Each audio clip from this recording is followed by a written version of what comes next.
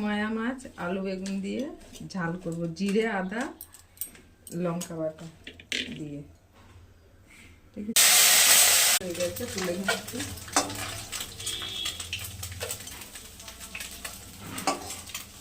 শুকনো লঙ্কা দিলাম, একটু কালো জিরে দিলাম,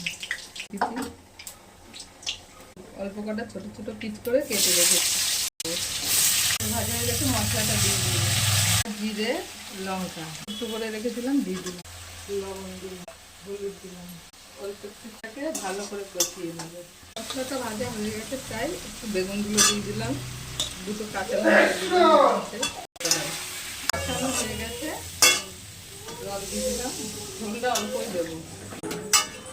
মায়া মাছগুলো দিয়ে দিলাম, মতো ফুটাবো, তাহলে হয়ে যাবে মায়া মাছের চচ্চড়ি, আলু বেগুন আছে, কোনো মাছের চচ্চড়ি।